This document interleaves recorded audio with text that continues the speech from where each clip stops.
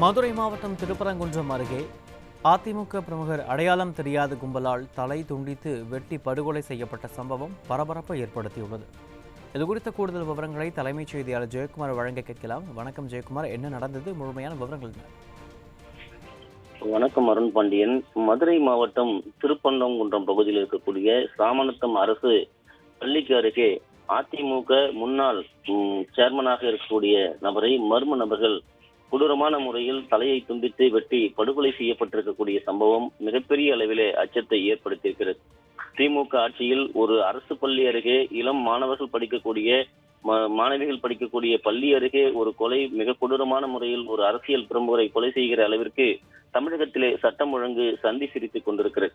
மதுரை மாவட்டம் திருப்பரங்குன்றம் தொகுதிக்குட்பட்ட சாமநத்தம் அரசு உயர்நிலைப்பள்ளி அருகே இன்று அதிகாலை, அதாவது நடைபயிற்சி மேற்கொண்டு ஒரு டீ கடையை திறக்க சென்ற அவர் மர்ம கும்பல்கள் அவரை பின்தொடர்ந்து வந்திருக்கிறது. சுற்றி அவரை கொடூரமான முறையிலே வெட்டி இருக்கிறார்கள், தலையை துண்டித்திருக்கிறார்கள்.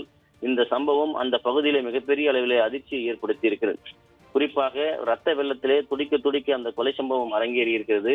அதிகாலை என்று கூட பார்க்காமல் அந்த கொலை கும்பல் அவரை பின்தொடர்ந்து வந்து ஒரு பள்ளியின் அருகே வெட்டி சாய்த்திருக்கிறார்கள். இதனால் அந்த பகுதி முழுவதுமாக பதற்றம் நீடித்து வருகிறது. குறிப்பாக இந்த மதுரை சாமநத்தம் நெடுங்குளம் சாலையில் இருக்கக்கூடிய அரசு உயர்நிலைப்பள்ளி அருகே ஒரு டீ கடையை நடத்தி வருபவர் அதே பகுதியைச் சேர்ந்த செல்வம் என்பவருடைய மகன். அனைத்து இந்திய அண்ணா திராவிட முன்னேற்ற கழகத்தைச் சேர்ந்த, குறிப்பாக முன்னாள் அதிமுக முன்னாள் ஊராட்சி மன்ற துணைத் தலைவராக தனசேகர பாண்டியன் என்பவர், அவருக்கு என்ற செந்தில், இவருக்கு வயது 33, இளைஞராகத்தான் இருக்கிறார். இவருக்கு திருமணமாகி 2 குழந்தைகள் இருக்கிறது. குறிப்பாக வழக்கம் போல இன்று காலை 6 மணிக்கு டீ கடையை திறந்திருக்கிறார். அப்போது டீ கடை வாசலிலே அமர்ந்திருந்த அந்த 3 பேருக்கும் மேற்பட்ட கும்பல், மர்ம கும்பல், இவரை சுற்றி வளைத்து கொடூரமான முறையிலே பட்டா, கத்தி உள்ளிட்ட பயங்கர ஆயுதங்களை கொண்டு தாக்கி இருக்கிறார்கள். அவருடைய தாக்குதலுக்கு தாக்கு பிடிக்க முடியாமல் சரிந்திருக்கிறார். உடல் முழுவதும் அவர் வெட்டப்பட்டிருக்கிறார்கள், தலையை துண்டித்திருக்கிறார்கள். ஒரு டீ கடையை கூட திறந்து வியாபாரம் செய்ய முடியாத அளவிற்கு தமிழகத்திலே சட்டம் ஒழுங்கு சந்தி சிரித்துக் கொண்டிருக்கிறது. காவல்துறை இது போன்ற முன்விரோதம் காரணமாக இது போன்று ஒரு டீ கடைக்காரருக்கு கூட பாதுகாப்பு இல்லாத ஒரு நிலையில்தான் இன்றைக்கு தமிழகம் இருக்கிறது. உடனடியாக அந்த பகுதியிலே இருந்தவர்கள் காவல்துறையினருக்கு தகவல் தெரிவித்திருக்கிறார்கள். தகவல் தெரிவித்த பிறகு அங்கு வந்து உடலை கைப்பற்றி பிரேத பரிசோதனைக்காக அனுப்பி வைத்திருக்கிறார்கள். குறிப்பாக இந்த சம்பவத்தில அவர்கள் இந்த கொலை செய்யப்பட்ட குற்றவாளிகள் மது அருந்தியதாகவும் அந்த கடை முன்பாக அதனை தட்டி கேட்ட போது அந்த மறைத்து வைத்திருந்த ஆயுதங்களை கொண்டு இவர்கள் கொலை செய்ததாக கூறப்படுகிறது. குறிப்பாக இந்த நபர்கள் அதிகாலையில் எங்கு இவர்களுக்கு மது கிடைத்தது, இவற்றையெல்லாம் காவல்துறையினர் ஏன் தடுக்க முற்படவில்லை என்பது மிகப்பெரிய கேள்வியாக இருக்கிறது. குறிப்பாக தமிழகம் முழுவதுமே இன்றைக்கு 24 மணி நேரமும் கள்ளச்சந்தையிலே மது என்பது காட்டாராய் ஓடிக்கொண்டிருக்கிறது. இதனை பிடிக்க வேண்டிய, குறிப்பாக காவல்துறையில் இருக்கக்கூடிய கலால் துறையாக இருக்கட்டும், போதைப் பொருள் தடுப்பு பிரிவுகளாக இருக்கட்டும், என கும்பகர்ண தூக்கத்தில் இருப்பதாகவே பொதுமக்கள் குற்றம் சாட்டியிருக்கிறார்கள்.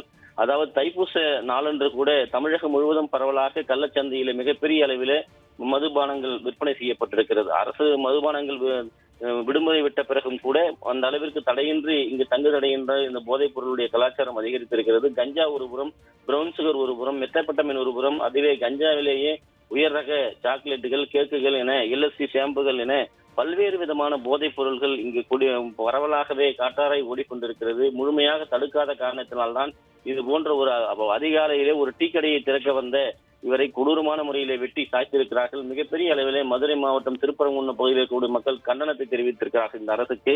அந்த பகுதியில் இருக்கக்கூடிய அனைத்து தரப்பு மக்களும் ஒரு டீ கடையை நடத்தி வருவர், அமைதியான முறையில் தொழில் செய்து வருவர், இவரை வெட்டி சாய்த்திருக்கிறார்கள் இந்த கொடூரமான கொலையாளிகள் என்று வேதனையோடு தெரிவித்திருக்கிறார்கள். அதாவது மதுரை மாவட்டத்தை பொறுத்தளவிற்கு கடந்த 16ஆம் தேதி இதே போன்று தும்மகுண்டு கிராமத்திலே தோட்டத்திலே தண்ணீர் பாய்ச்சுவதற்காக தொடர்பான தகராறிலே தந்தை அறிவாளால் வெட்டி கொடூரமாக மகன் கொண்டிருக்கிறார்.